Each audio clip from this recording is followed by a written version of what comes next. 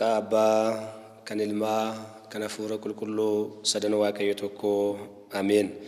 Maatiiwwan Waaqayyoo sagalee Waaqayyoo karaa foddaa kanaa kan daawwattan bakka jirtan teessanii maqaa Waaqayyoo isa jiraataatiin akkam turtan akkam yoo nageessanii baga sanbata jaaffaa yookaan dilbata jaaffaatiin isin gahee isinin jechaa akka eeyyama Waaqayyootti sa'a kanarraa kaasee sagalee Waaqayyoo isa jiraataa daqiiqaawwan muraasaatiif karaa foddaa televiizyinii OTCtiin isiniif darbu mata duree ati isa amanamaa gammadii gara bultoo mootummaa Waaqayyoo mootummaa abbaa koottis gammachuudhaan galii mata duree jedhuun Waaqayyoo nu barsiisa. Wangeela Maatiyos boqonnaa 25 lakkoofsa 21 irraa kaafnee sagalee Waaqayyoo isa jiraataa kanaa baranna. Guyyaa sanbata jaaffaa kana wangeelli Maatiyos qulqulluun Maatiyos akkuma barreessetti waan nu hime fakkeenya Kiristoos Iyesuus namoota kennaawwan kenneefi itti fakkeesse sana ilaalla. Nama tokkoof jedha. Nama tokkootiif kennaa 5 kennee ittiin daldaalii bu'aa ittiin buufadhu gaafan deebi'uuni sirkaa fudhadhaa ittiin jedhee 5 qabiyyee 5 kenneefi isa tokkoof immoo kennaa 2 kenneefi ittiin daldaalii ittiin hojjedhu bu'aa buusi firii ittiin argamsiisi ittiin jedhee kennaa 2 kenneefi isa tokkoofis jedhe tokko kenneefi atis hanga humna keetti hundumaafu kennaan kennamu akka dandeetti akka humnaa akka itti hojjechuu danda'uuf waan ta'eef isa tokkoofis tokko kenneefi jedha. Guyyaatti kennaa kanatti kennee deebisee guyyaa itti madaallii kennaa sanaa itti taasisedha jechuudha. Yaa ijoolleen Waaqayyoo.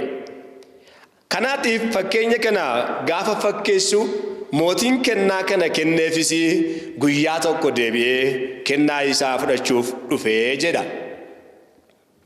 Abbaan 5 kennameef kennaa 5 sanaan daldaalee itti hojjete firii 5 buusee fideefi yaa gooftaa yaa mootii 5naaf laattee turte kennaa 5 sanaan immoo ittiin hojjedhee firii 5 ittiin buuseera. Kanaaf kenniteef galanni siif haa ta'u. Kennaa kee kunoo bu'aa buusuudhaan siif kennee siif deebisaa ittiin jedhe. Yaa garbicha koo isa amanamaa ati gammadii ittiin jedhe. Mata dureen barnoota keenyaa yaa garbicha koo isa amanamaa gammadii siif kennaan ammallee siif ni dabalamaa ittiin jedheeni.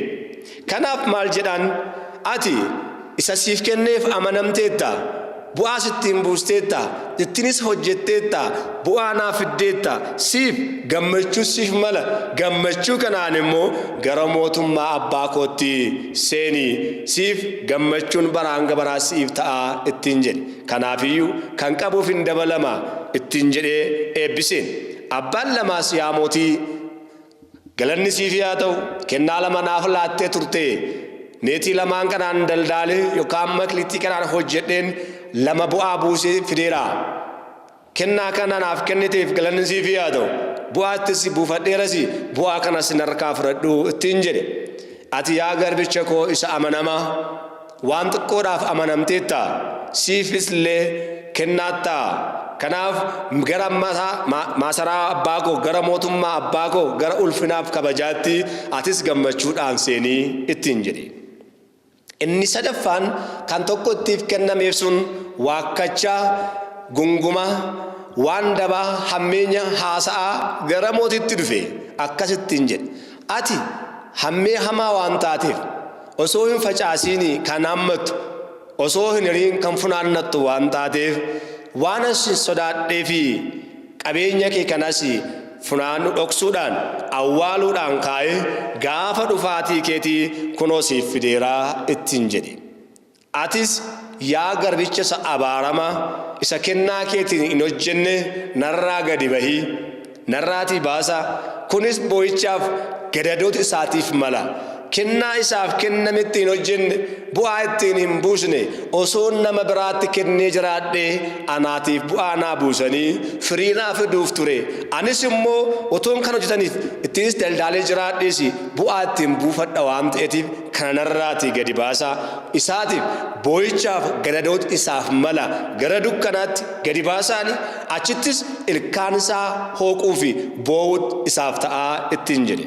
Yaa ijoolleen Waaqayyoo sagalee kana gara jireenya keessaniitti fudhadhaa boo'ichaaf gadadoo Waaqayyo nu haa baraaru. Amma fakkeenya kanaatiin gooftaan barsiise kennaawwan warra 5 kennameef sanaan 5 bu'aa buuseera. Abbaan 2 kennameef kennaa kennameef sanaatiin firii 2 dabalataan buuseera gamoo badhaafameera. Inni tokkoon kun garuu ittiin hin hojjenne in awwaale hin dhokse bakka mul'anne kaa'e ofiis ittiin fayyadamne namni biraas akka ittiin hin fayyadamneef garuu hin awwaale. Kana gara jireenya keenyaatti haa fudhannu yaa ijoolleen Waaqayyoo. Warri kennaanii 5 kennameef kun eenyu yoo jettan abbootiidha. Abboottan keenyaatiif kenname warra kennaa haraarsu kennaa jaalala himuu warra eebbisuu muuduu warra danda'an abboottan hayyoota keenya. Phexros tokkoffaa boqonnaa 5 lakkoofsa 2 gubbaarratti hayyoota keenya abboottan keenya warra kennaan 5 kennameef kanaan akkas jedhaani. Karaa keessaniin Waaqayyo kennaa isiniif kennee ummata Waaqayyoo warri eegdan abboottanii isini hoolota koo kana yookaan ummata koo kana jaalalaan akka eeyyama Waaqayyootti bulchaanii malee gaggeessaanii malee humnaan hin ta'inii ittiin jedha.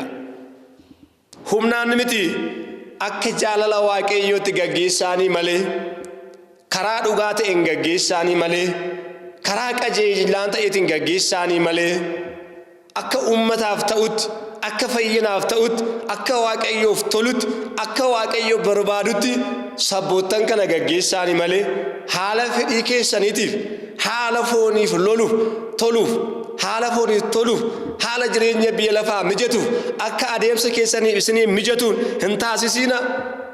Inni kun immoo gara badiitti isin geessaa gaarummaa of keessaa hin qabuuti jechuudhaan Phexros barreesseera.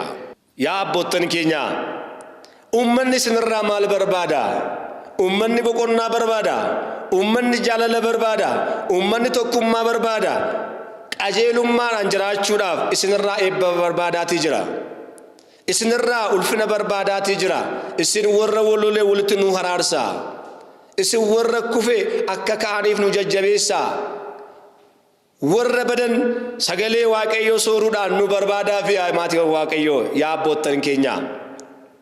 Anatu jedha Ximootewoos tokkoffaa boqonnaa 3 irratti abbaa godhee kan si muude ana miti isiniin jedha. Abbaa godhee kan isin muude gaggeessaa godhee kan isin muude akka seeraan bulchitaniif akka sirnaan gaggeessaniif akka dhugaan gaggeessaniif akka qabiyyee Waaqayyoo gootaniif saboottan Waaqayyoo harka du'aa jalaa miliqsitanii harka du'aa jala harka dhibee jala harka jibbisaa jala harka qoqqoodamina jala baaftanii qabiyyee Waaqayyoo akka gootaniif hojii Waaqayyoo akka hojjettaniif kennaa isaa isiniif baay'isee isiniif kenneera.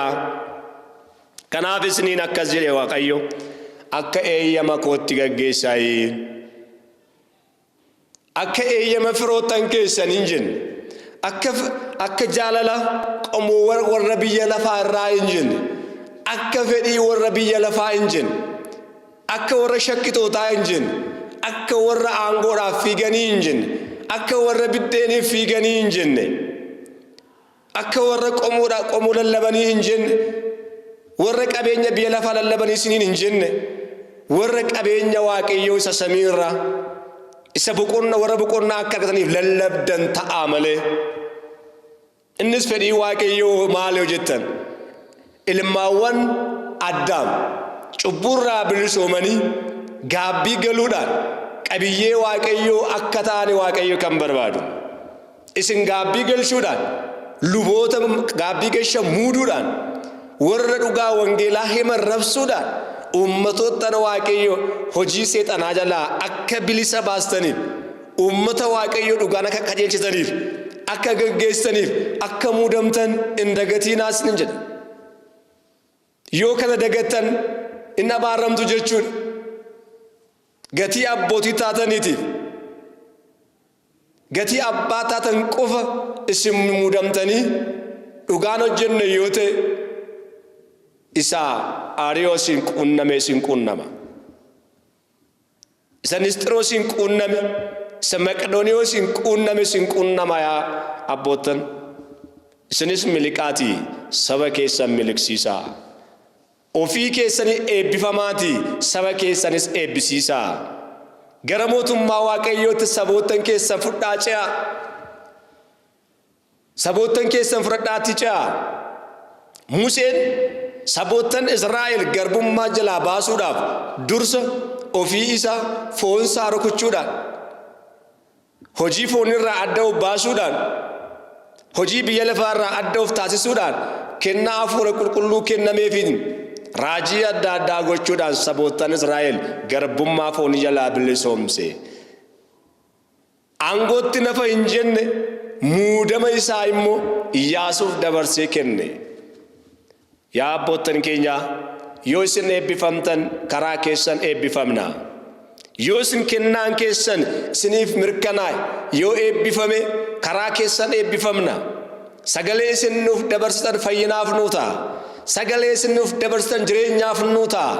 Kanaaf nuuf akka nu qulqulloofnuuf qulqulluun sagalee waaqayyoo karaa keessan akka nutti darbuuf darbe akka haphee akka nutti qabatuuf guyyaa har'aa kan lallabamu guyyaa har'aa kana kan himamu kana waan ta'eetiif isiniif waaqayyoodhaaf adda obbaasa. Kanaatiif Phexros isa tokkoffaa boqonnaa 5:3 gubbaarratti isinis isa gaggeessan sanaatiif fakkeenya bu'uura ta'aafi malee saba sana humnaan hin gaggeessinaayii jedha. Lakkoofsa 3 gubbaatti dubbisa. Isin saba gaggeessan sanaaf fakkeenya ta'a malee isin bu'uura ta'aafi malee humnaan gaggeessuu hin yaalinaayii jedha. Humna jechuun maalidha? Humna jechuun fedhii malee fedhii uummanni hin barbaanne hin dirqamsiisinaanii jaalala waaqayyootiin bitaanii malee obsaan bulchaanii malee gadaf qabuudhaan gaggeessaanii malee obsa barsiisaanii malee jaalala karaa agarsiisaanii malee kennaa kennuu barsiisaanii malee obsa barsiisaanii malee humnaan taasisinaayii ajaja qofa hin ta'ini. Isin hojjedhaati jaalladhaa jaalala barsiisaanii kennaa barsiisaanii. Kana isiniin jedha waaqayyo. Waaqayyo immoo hin sobu, dhugaadha, waan dhugaa isinitti hima. Kanaatiif hojii duukaa bu'ootaa boqonnaa 1 lakkoofsa 8 irraa kaafnee yoo ilaallu isin yoo hafuura qulqulluu isa dhugaa ba'u isa jajjabeessu isni jireenya kennu isiniitiif dhugaan isiniif humnaan isiniif kennameera malee dabaaf yoo miti isiniin jedha. Kan isiniif kenname hafuurri qulqulluu isiniif laatame akka dhugaan qajeelchitaniif malee akka jaalala lallabdaniif malee akka tokkummaa laattaniif malee wal qoqqoodinsa akka himtaniif miti, ganda akka lallabdaniif miti, waa'ee foonii akka himtaniitiif miti isinittiin jedha. Kennaan lama kan laatameef yoo eenyudha yoo jennee ilaallu warra hojii hafuuraatiinis gaggeessuu danda'an sirna bulchiinsaatiinis immoo warra gaggeessuu danda'an lubootadha. Luba jechuun bulchaadha.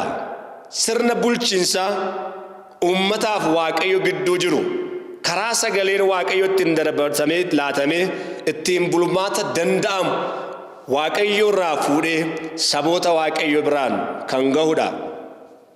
Kennaa isaaf kennameen saboota waaqayyoof gaabbii lallabuu gaabbii irraa fuuchuudhaan sagalee jireenyaa saba waaqayyo biraatiin ga'ee sabni waaqayyo akka boqonnaa argatu kan godhudha lubni.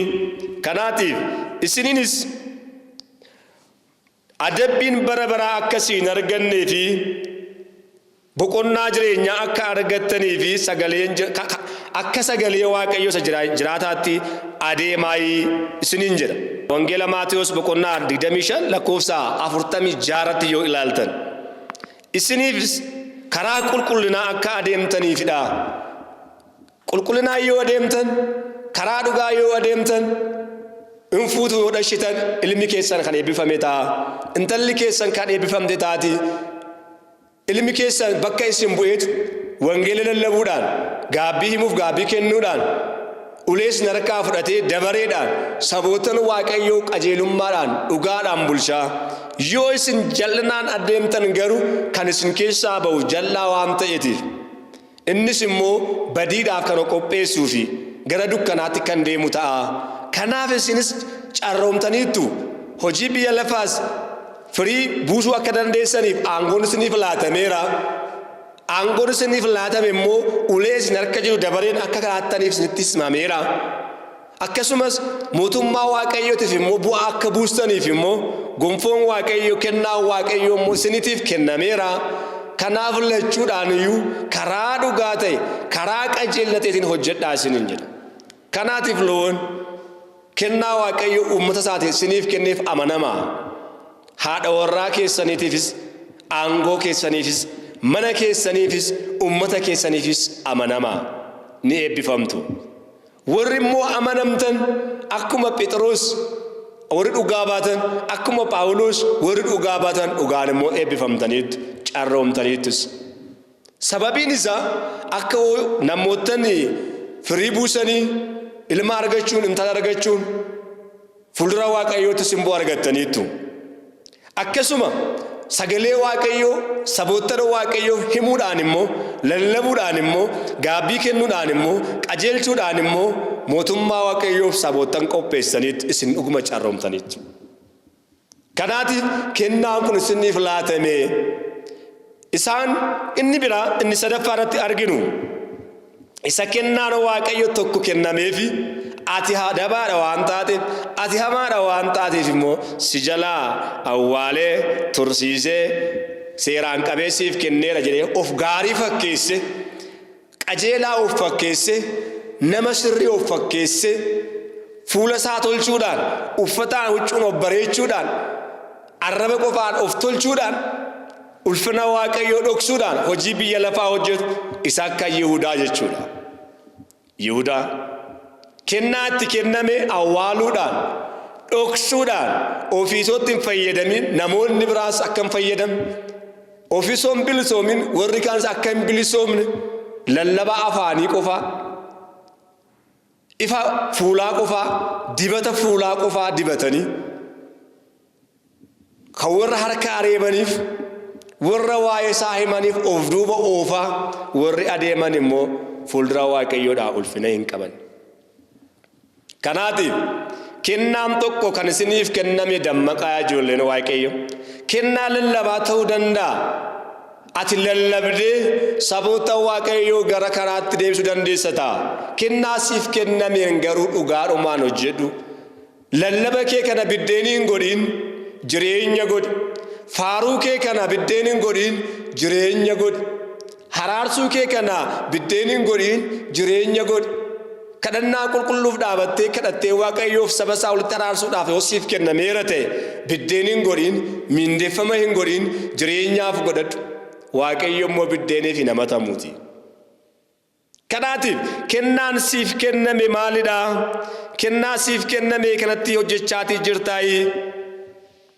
Waaqayyo akkasiin jedha. Kan qabuutiif, kan al takka kenname sanaatiif hin baay'ataaf yoo ittiin hojjetu, garuu hojjenne bu'aan buusne yoo ta'e garuu inni kennameef sun iyyuu irraatii fudhatamaa jedha. Wangeela Maatiyos boqonnaa 13 lakkoofsa 12 irratti barreeffameera. Kennameefi kan ittiin hojjetee bu'aa buuse sun dabalamee hin kennamaaf, kan qabuuf uma dabalamaafii jedha. Kennameefi garuu kan ittiin hojjenne sana immoo irraa fudhatamaayi. Silaayuu kennamee ittiin hojjenneef waan ta'eetiif awwaaleera waan ta'eetiif dhokseera waan ta'eetiif inniyyuu irraatii fudhatamaa ittiin jedha. Kanaatiif kan siif kenname akkasi jalaan fudhatamneef amma yeroo kana kaasitii dammaqi yaa obboleessa koo. Kennaa daldaaluu siif kenname yoo ta'e daldaala kee dhugaadhumaan tajaajilii sobatti hin dabaliini. Daldaalli kee dhugaadhaan siif kenname waan ta'eef hin hatiin. Galii mootummaaf ta'us mootummaadhumaaf kan Waaqayyoo kan ta'e immoo aarsaa Waaqayyootiif dhugaadhumaan dhiyeessi malee hin hatiin. Kanaatiif wangeela Luqaas boqonnaa 8 lakkoofsa 7 irraa kaastee yoo ilaallu qote bulaan tokko firii sanyii facaafata. Gaafa facaafatu tokko lafa onaa irratti kufee jedhe, tokko immoo lafa midhaan baasu gubbaatti kufee. Inni lafa onaa irratti kufee hin biqile dammoo hin gogee. Inni lafa firii buusana gubbaa irratti kufe immoo firii kennee, innis immoo hin baay'ate firii 100 kennee jedhe. Yaa ijoolleen Waaqayyoo, warri sagalee Waaqayyoo amma dhagaa jirtan kun kennaa keessan barbaada. Kennaa keessan gara dhugaatti, kennaa keessan gara jireenyaatti hiikaa. In ulfaattu, in eebbifamtu, ati yaa garbicha isa amanamaa gammachuudhaan gara mootummaa Waaqayyoo kootti, gara mootummaa abbaa kootti seenii siin jedha. Ati yaa isa amanamaa jirtu kennaa isiniif kenname. Luba ta'uu miti, lallabaa ta'uu yookaan Waaqayyoof adda baatanii suuraa Waaqayyoo isiniif kenne uffattanii Waaqayyoof adda baatanii jiraachuuf dhiisuu malata. Biyya lafaarra jiraachuu maltu. Bakka jirtanitti garuu Waaqayyo kennaa isiniif kenneera. Abboottan haraarsuu ta'a. Dargaggeessi immoo daldaaluu ta'a. Qotuu ta'a. Haramuullee ta'a. Barsiisuullee ta'a. Qajeelchuu ta'a. Manallee ijaaruu ta'a. Hin taa'inaa kennaa isiniif kennameen hojjedhaa ijoolleen Waaqayyo. Dhugaadha. Warra ajjeesuun isiniif hin kennamne, warri hiitan hidhuun isiniif hin kennamne, hiikuu isiniif kenname. Warri ajjeessan hin ajjeesinaa, ajjeesuu miti kan isiniif kenname, fayyisuu isiniif kenname. Warri kuffistan, warri awwaaltan, awwaaluun isiniif hin kennamne. Dhiisaa harka keessan badiirraa kaasa. Tole jedhaa Waaqayyoodhaaf ajajamaa. Gara qalbii keessanitti deebi'aa. Qalbii keessan jijjiirradhaa. Waaqayyo wajjin jiraadhaa. Yoo isin eebbifamtu, yoo kana ta'e malee ati yaa garbicha isa abaaramaa anarraa gahee hin qabdu. Ati gahee boqonnaa keessaa hin qabdu. Gahee fayyina keessaa hin qabdu. Gahee jaalalaa hin qabdu. Gahee ulfinaa hin qabdu waan ta'eef narraa gadi ba'i. Siif kan malu dukkanaa siin jedha. Dukkana keessatti gatamuu kee manna har'a qalbii kee jijjiirradhu. Har'a gara sammuu keetti deebii. Har'a gara jireenya keetti deebii. Jireenyi Waaqayyoodha waan ta'eeti. Har'a gara dhugaatti deebii. Har'a gara ulfinaatti deebii. Balleessaa kee himadhu. Cubbuu kee irraa deebii. Kan kaleessa gooteef gaabbii gali. Kan borii immoo hojjechuudhaan karooraaf of qopheessi yaa jedhama Waaqayyo. Gara Waaqayyootti deebii. Deebuun har'adha. Yoos hin fayyita. Yoos waan gaarii argatta. Akkas jedha Phaawulos gara Tasalonqee 1 boqonnaa 2 lakkoofsa 9 gubbaatti gaafa barreessu ofii isaatiif waa hime.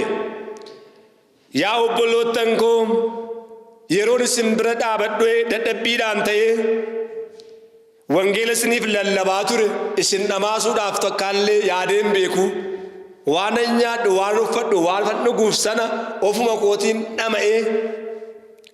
kootiin dhama'een hojjedhe malee isinitti ba'aa ta'uudhaaf hin fedhu jedha. Yaa warra kennaan isiniif kenname Waaqayyoof adda obbaastanii, warri gara Waaqayyootti deebi'uudhaaf of qopheessitanii, of qopheessaa malee, gara Waaqayyootti deebi'aa malee, dhama'aatii dafqa keessaniin humna keessaniin jiraadhaa malee hin hatiinaa. Mataan laattanii biddeennaaf taatanii yaadiinaa. Eebbi Waaqayyoo hin dhumne mana isaa keessa jira. Yoo jaalalaan ta'e, yoo qalbii jijjiirrannaan ta'e, yoo simboo isaa barbaaddu ta'e, yoo ulfina isaa barbaaddu ta'e. Kanaatiif yaa garbicha koos amanamaa siif kan ta'u ulfinadha gammachuun gara abbaa kootti galii ulfinniif kabajni abbaa koo biraa siif laatamaa siin jedha. Warri qophooftan baga gammaddan guyyaan kun isiniif gammachuu ta'eera. Warri kuftanii jirtan guyyaan itti kaatan harri guyyaatti fayyitan ammaaf amma waan ta'eetiif gara Waaqayyootti deebi'aa kennaa keessaniitiin hojjedhaa. Kan nu barsiise Waaqni keenyaaf galanniif ulfinni isaaf yaa ta'u baraa hanga baraa. Ameen.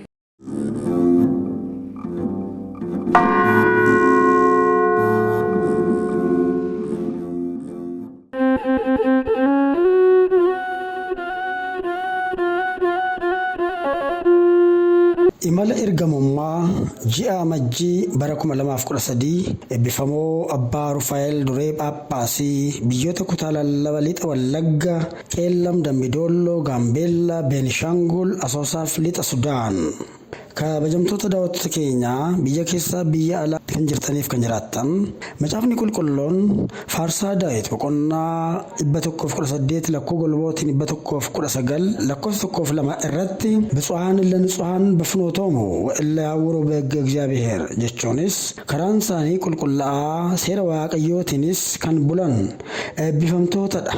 Akkuma jedhetti karaa Waaqayyoo isa sirraa raawwachuudhaan eebbifamoon abbaan keenya Abbaa Rufaa'el Duree Phaaphaasii imala ergamummaa akka abbootii keenya warra qulqullootaa Qeellam, Wallagga, Shabal, Muggii, Ashii, Qaaqqee, Qebbee, Gidaameef Beegi akkasumas Asoosa mana kiristaanaa adda addaa deemuudhaan ummata duukaa araarsuudhaan wangeela Waaqayyoo barsiisuudhaan akkasumas magaala Dambidolloo irratti gamoo miliyoona 6 bituudhaan iddoo adeemanitti gargaarsa miliyoona 3 laachuudhaan mana kiristaanaa Finfinnee ta'an amantoota irraa gargaarsa sassaabanii uffata luubummaa baadiyyaa keessa warra jiraniif gargaarsa godhaniif macaafa sirna naamusa uummataaf 20 ol akka tatamsaa'u gochuu isaanii ilaalchisee sagantaa addaa kan ta'es ni qopheessineerraati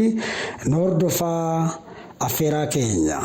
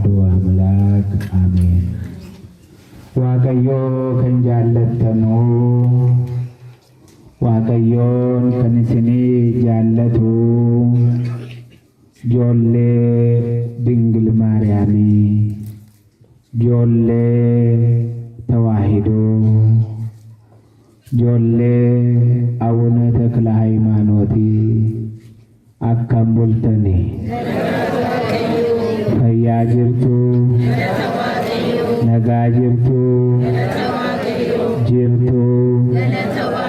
Waaqayyoon isin wajjin haa ta'u Waaqayyoon waan amarraa isin haa eegu Dingil Maariyaamiin isin wajjin haa taatu ummata kana waan hamarraa Waaqayyoon haa eegu Gooftaan keenya Yesuus Kiristoos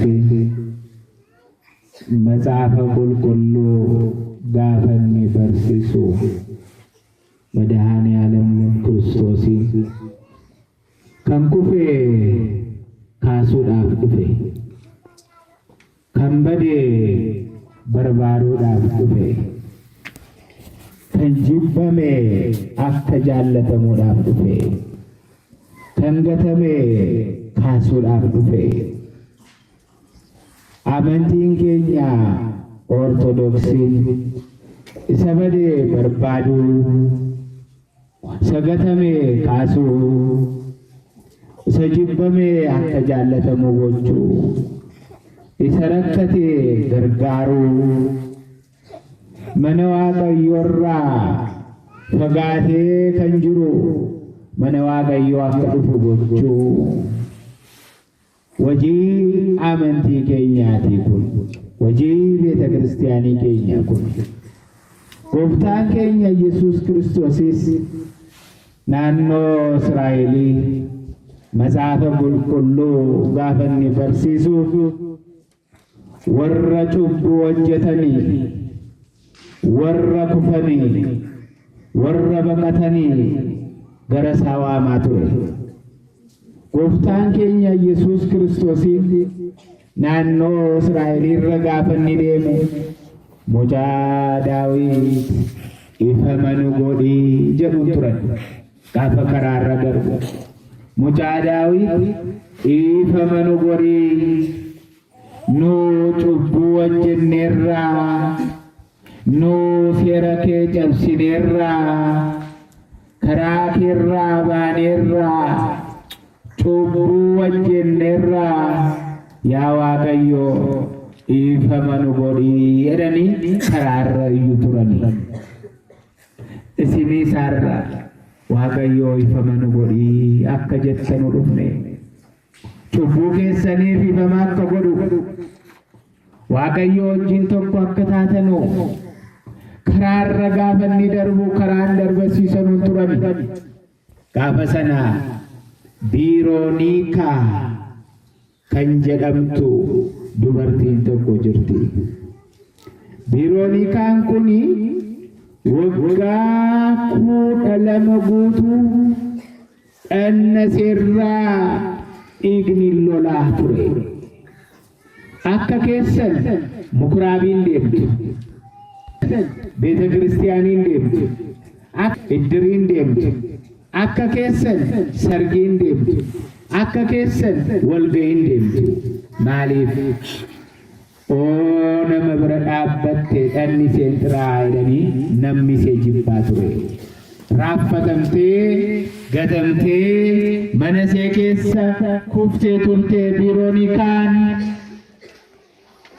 ijoollee tawaahidoo amma mana keessa guyyaan kun kan itti dukkanaa'e namni baay'ee jira dhukkubsatee rakkatee waan nyaatuu dhabee beela'ee mana isaa keessa rakkatee kan jiru nama baay'ee jira kan isa laalu Waaqayyoo duwwaadha kan isa laaltu Dingil Maariyaamii duwwaadha mana keessan tokko keessa rakkoon jira rakkoo keessan kan hiiktu haadha qabdu Dingil Maariyaamii isheen sin hiikti warra haadha hin qabaanne taaddisoon rakkatanu malee warra haadha hin qabaanne manaafiqaaniin rakkatanu malee nu haadha qabna Dingil Maariyaamii Ironikan kunis waggaa kudha lama guutu waggaa kudha lama hafe qanii tokko gaafa hakiimii meeqa barbaanna tokko gaafa dhukkubsannu nama meeqa barbaanna seen kun waggaa kudha lama guutu gaafa seen dhukkubsattee jirtu gooftaan keenya Yesus dingataan dhufe jechuudha. Akkamani biyya kana dingataan hin dhufe. Liixaan Wallaggaa keessa, Qelleem Wallaggaa keessa, Asoosaa keessa gaafa zooru saamintii qanii 15 gaafa hafuutu ture qisqasaan kan godhamu. Saarraa dhufuu kootiin ani hin beeku. Ani walgahii ani har'a Finfinnee deemuudhaaf hin ture bor walgahiin qaba.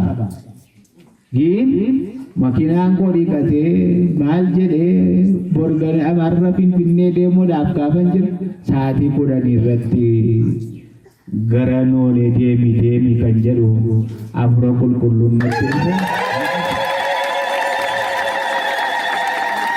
Kun waajii Waaqayyooti malee hojii namaa miti kun.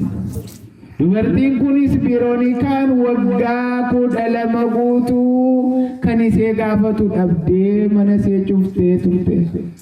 Gaafa gooftaan Yesuus karaarra gaafa deemu Israa'eliin wacaa ture. Mucaa Daawit ifama nu godhi, mucaa Daawit ifama nu godhi gaafa balbala see bante eenyu karaarra deemaa jette. Biroonika karaarra kan deemu eenyu waciin kun maaliif namni kun wacaa maa inni eenyu darbaa gaafa jedhanuni የናዝሬቱ ኢየሱስ ክርስቶስ darbaa jira kan keessa darbu onni keessan keessa darbe qeenna gaargata manni keessan nagaa argata ijoolleen keessan nagaa argata.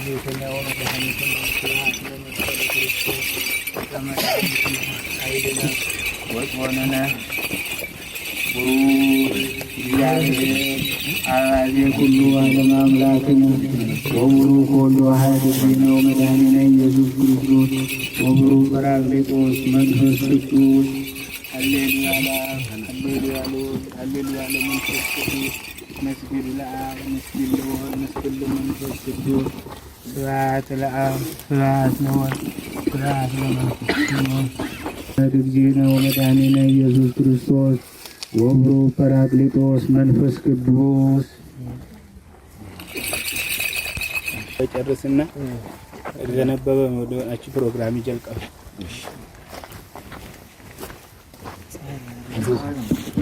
በገገምሃይነ ጃይ በግዳው ጀተኒ አባሩፋዬ ቱንዲሴ አባሩፋዬ ቱንዲሴ አባሩፋዬ ቱንዲሴ አባሩፋዬ ቱንዲሴ አባሩፋዬ ቱንዲሴ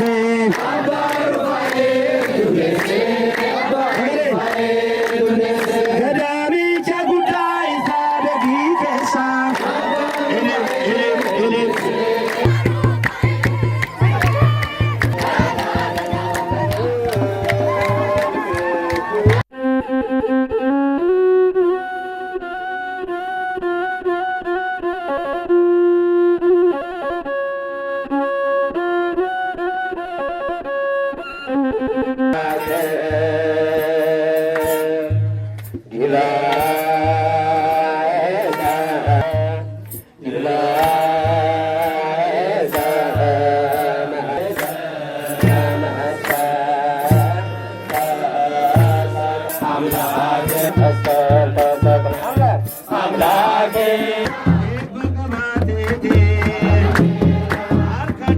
karaa galeela beeksisanii tokko karaarra isa tokko gin galuudhaaf hiriin ture makiinaan koo seenee lafarra gati butattu lagacha keessa gaafa gallu garaa seedhaa inni tungaliin afneerra qanii kan biraa gallaa jara sanaaf immoo taabota kennaa fi jara sanaas asoon jiraanne libsa takinoo kan sanbat timirti beetii beeta kiristiyaanichaafis 5,000 nan gargaara. Ame enyu egora guel kolkolu no aego.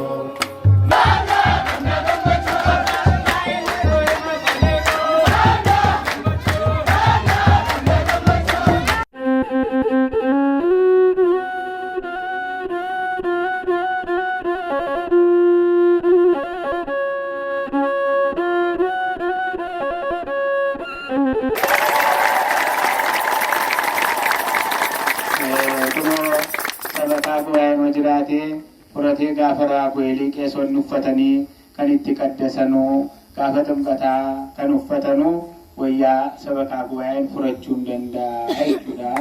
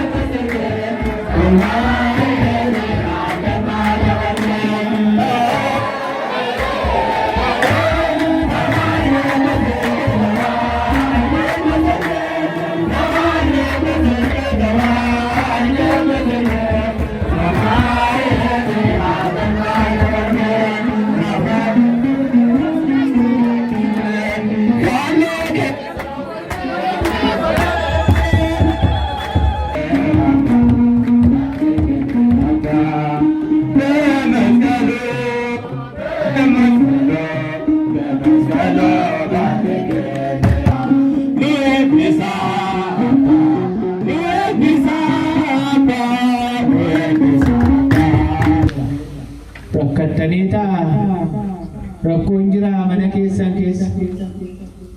Rakkoon jira jiruu keessan keessa. Rakkoon jira kan sinii gargaaru Waaqayyoo duwwaadha.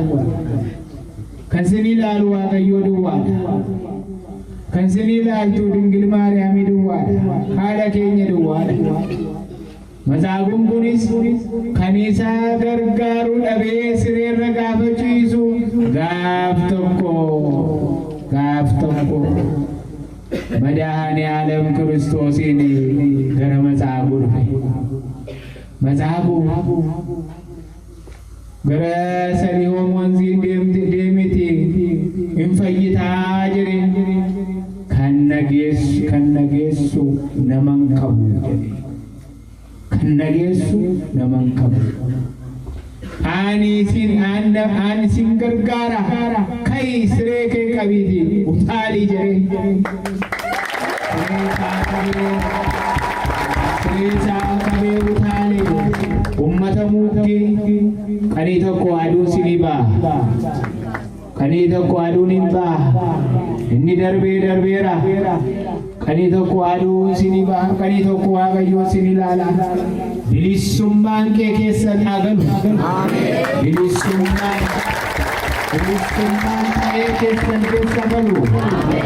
Biyyittiin kun fayyitee Waaqayyoon karaan kun hojjetamee ibsaan galee neetworkii akka lubbuu keessan argitanii akka lubbuu keessan akka biyya kan biraa qaniitti jiraatanu Waaqayyoon isinii haa kennu. Waaqayyoon isinii haa kennu. Waaqayyoon isinii gargaara. Beeta kiristaaniittiin kun Ortodoksi beeta kiristaaniitti kana qabadhaa. Beeta kiristaanii kana namni tuqu hin taa'u. Beeta kiristaanii kana kabaja kennaa.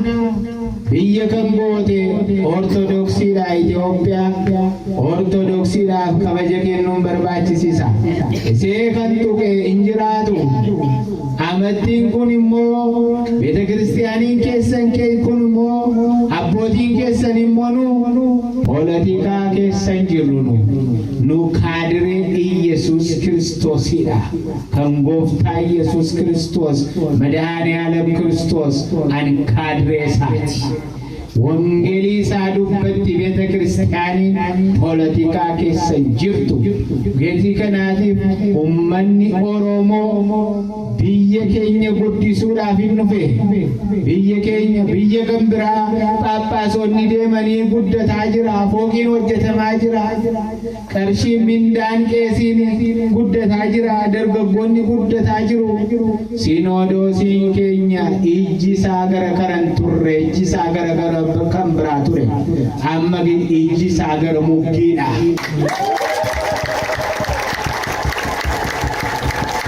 Gadi kanaatiif ijoollee koo jabaadhaa. Waaqayyoon isinii wajjin haa ta'u. Nu amma akka kee keessan galle Waaqayyoon haa galu. Kunoo har'a taabota lidataa isinii kenneera. Haadha keenya lidataan haadha Madaani'aalamiidha. Gimbootaan baalii ishee kabajtu turuu gootanii gaarii gootanii turuu gootanii kabajtu. Mana keessan isinii dhufeef kana caalaa kan goone isinii ilaallu. Taabota qabne isinii finne. Ogonaa xafiyaa qabne isinii finne. Qasalaa qabne isinii finne. Mana keessan keessa isinii fanne. Kan Oromoo laaluudha. Biyya laaluudha. Biyya guddisuudha. Lidataan kun akka galte qe'ee kana keessa galte mana keessan keessa gwaadaa keessan keessa isa jiru rakkoo hundumaa lidataa Maariyaam isinii haa hiiktu. Lidataa Maariyaamiin hundumtu keessan wajjin haa taatu. Jabaadhaa. Amma beeta kiristaanii kanaaf immoo kan itti galaggalamu beeta kiristaanichaaf lidataanis gaafa baatu Madaani'aalamiinis gaafa ba'u kan uffattan wayyaa Giriikii qeessotaadhaaf qarshii kootiin fidee kunoo isinii kenneera. Fudhachuu hin dandeessu. Lammaffaa immoo warra Sanbata Maarii kun immoo gaafallaalu wayyaan jira dulloo meera warra sanbatta maarii liqabanbar jirta liqabanbar kunoo warra sanbatta maarii immoo wayyaa haaraa fudhadhaati uffadhaati zammaraa waaqayyoo keessaniif kanas kunoo tolaalsinii kennineerra jechuudha. Tambiraam kan nagahee mugii keessa ijoollee 72 ijoolleen qeerroo jiru jedhama. Warra minxaafii anaxxafanuu beeta kiristiyaanii keenya kan eeganu ijoollee kanaaf immoo wayyaa uffatanii taabonni gaafa ba'u kan uffatanuu jaraaf warra qeerroo kanaaf immoo hodhisiisee wayyaa kana siniin fidaa jechuudha. Warra qeerroo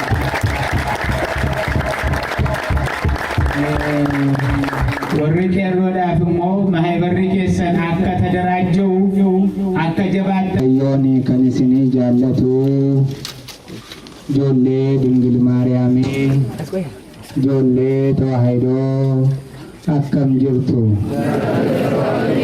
fayyaa jirtu Waaqayyoon isin wajjin haa ta'u. Waaqayyoon waan hamaa isin haa eegu. Waaqayyoon biyya kana biyya nagaa nuuf haa godhu. Biyya jaalalaa nuuf haa godhu.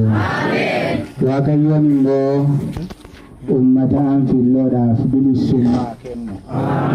Waaqayyoon biyya kana biyya nagaa nuuf haa godhu.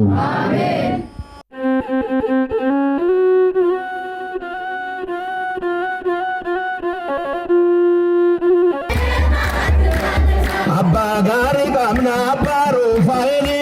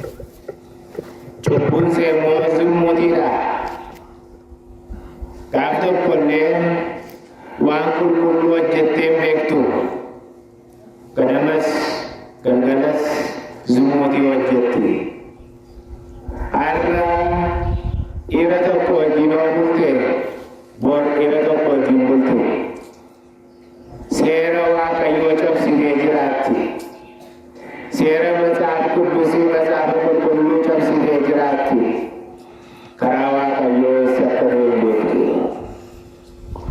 Gooftaan keenya Yesuus Kiristoosiin naannoo Israa'el keessa deemee gaafa macaafa qulqulluu gaafa inni barsiisu warra cubbuu qabdanu warra cubbuun keessan baay'ate gara koo kottaa.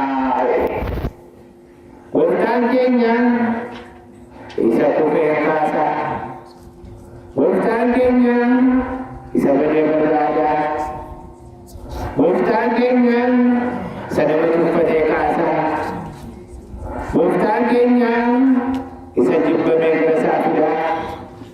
Dubartittiin kun naannoo Israa'elii uummata Israa'elii keessaa kan tuffatamteetti. Cubbuu hojjettee tuffatamteetti. Gooftaan keenya Yesuus Kiristoosiin hundumaa dhiisee isee bira dhaqee harka ishee qabe. Ilaalaa Farisaayaan hin jiru, Saduqaayaan hin jiru, Ayhudaawiyaan hin jiru. Jara keessaa see kana barbaadee kottu gara koo jedhe. Ijoollee shoroo sininis gooftaa Yesuus Kiristoosiin kottaa gara koo jedhe. Kottaa gara koo cubbuu keessaniif dhiifama isiniin godhaa. Kottaa gooftaan keenya Yesuus Kiristoosiin gubboon barbaada. Gooftaan keenya Yesuus Kiristoosiin kun fira kootiin jedhu. Gooftaan Yesuus Kiristoosiin hundumaa jaallataadha. Kiristiyaana jechuun nama kan jaallatudha. Nama kan jibbu miti. Nama kan tuffatu miti. Nama kan abaaru miti. Iddoo sirreessa deemee iddoo dhiyeessaa kan jibbu miti. Ilaa gooftaan Yesuus Kiristoosiin isa dhufe barbaade kottuu gaafa jedhu anoo cubbuu qabaa gooftaa Yesuus Kiristoos. Anoo cubbuu qabaa. Anoo cubbuun hojjedhaa. Anoo zammaaniidhaa. Anoo seera keessan seeraa. Yaa gooftaa Yesuus ansi bira butachuun warra jiru jettee boossoo. Ilaa Waaqayyoon isa lubbuu isaa cabe barbaada. Isa oftuun hin barbaadu. Isa oftuun hin barbaadu. Ana malee kan beeku isa jiru kan jedhu hin barbaadu. Gooftaa Yesuus Kiristoos isa lubbuun isaa cabe ani ollaalaadha. Ani hin beeku kan beektu si ani cubbuun hojjedhaa jedhee morma isaa ziqqi gaafeeru morma isaa ol kaasa. Mukni zaafiin tokko maangoo baay'ee waliin qabee mukni sun gadi jedha. Namni sammuu qabu, namni Waaqayyoo sodaatu morma isaa ziqqi godhe ta'a. Namni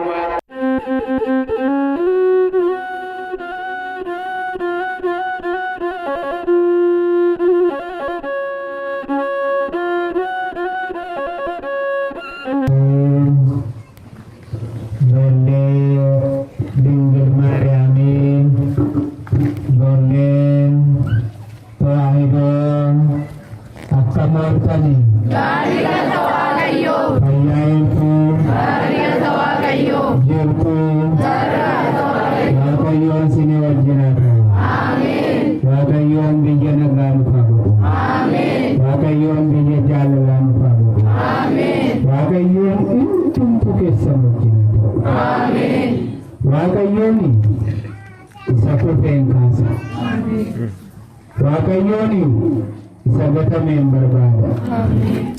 Waaqayyooni isa rakkateen gargaara. Waaqayyooni isa beelee nyaachisa. Yaa Waaqayyoo biyya kana gali. Dingil Maariyaamiin biyya kana galtu. Qudus Gabreeliin biyya keessa na galu. Gaafa iddoo kana dhufu naannoo Israeli Gooftaa Yesuus Kiristoosiin mul'ee konkolaataadhaan dhufne. Gooftaan keenya Yesuus Kiristoosiin naannoo Israa'elitti miilla isaatiin deemaa ture. Miilla isaatiin deemee gaafa inni barsiisu ummanni Israa'eliin badee mucaa Daawit ifama nu godhii jedhee ture Israa'el. Isin ammas harka keessan ol kaasaa. Mucaa Daawit ifama nu godhee laali. Mucaa Daawit ifama nu godhee. Mucaa Daawit ifama nu godhee. Waaqayyoon cubbuu keessan ifama isiniif haa godhu. Gaafa sana Gooftaan keenya Yesuus Kiristoosiin miillaan naannoo Israa'elii gaafa inni deemu waggaa 12 guutuu dhannasee keessa dhiiga kan lollaa'u Veeroniikaa kan jedhamtu dubartiin tokko jirti.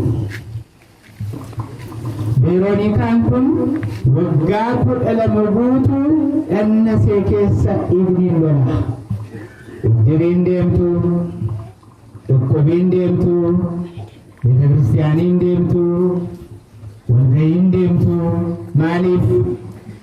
Oo nama bira galte ummanni dhanni seenna jaa jira.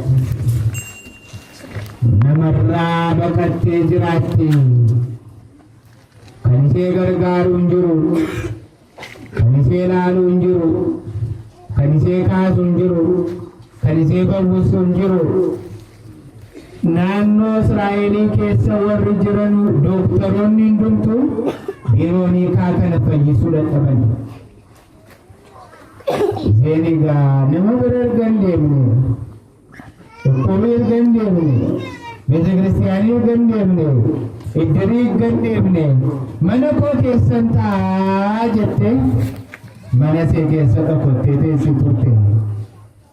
Mana see keessa dhokottee gaafa seen teessu Gooftaa Yesuus Kiristoosiin naannoo Israa'elii keessa gaafa deemu akkuma siin zammaraa jirtan ብሩክ ዘይነጽህ በስመ እግዚአብሔር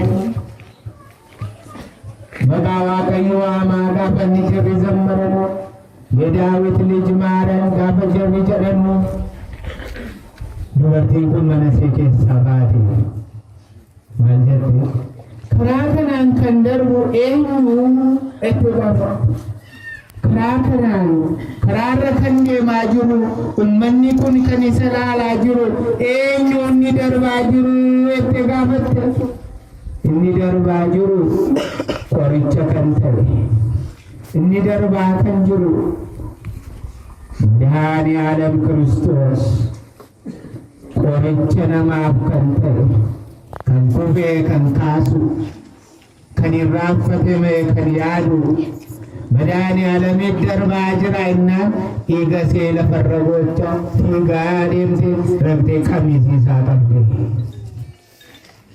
Qamisii isaa gaafa seen qabdu waggaa 12 guutuun dhanna seerra kan lolaa'u dhiigni sun hin dhaabbate.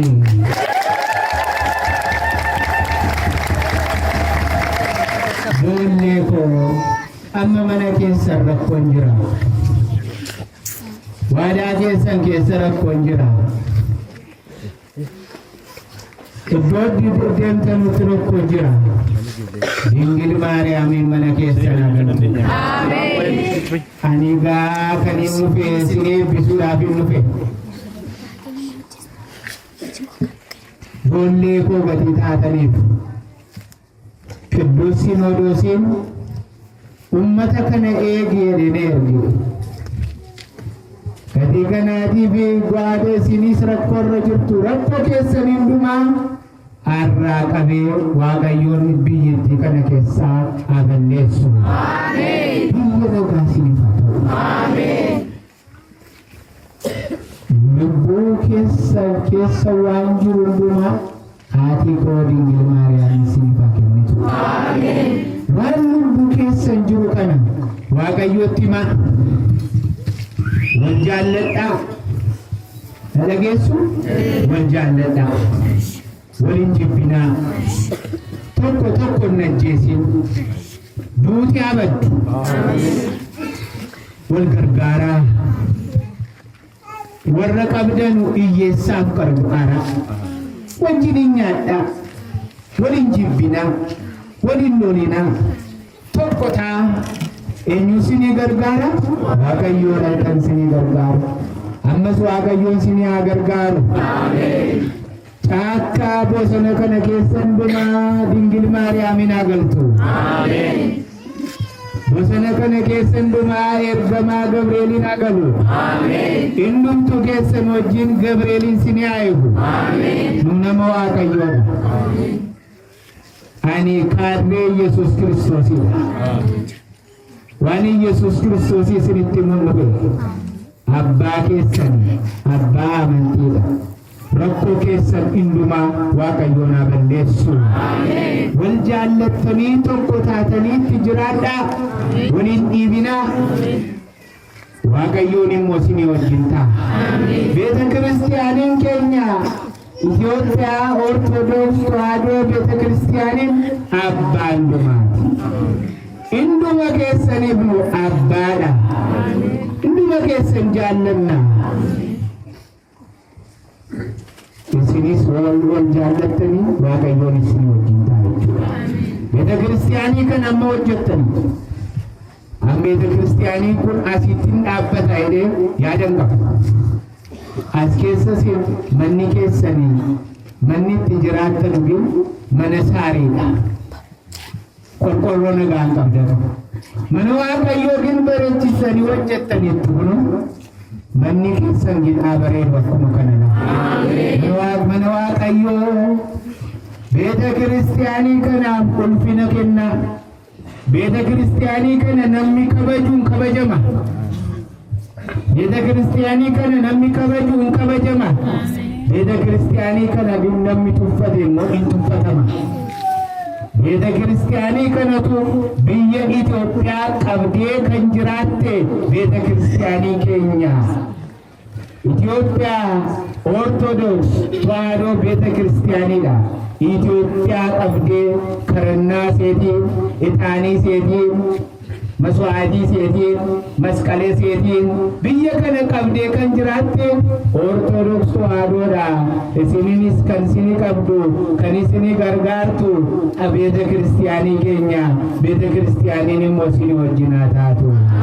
Waan hamarraa Waaqayyoon isini haa eegu.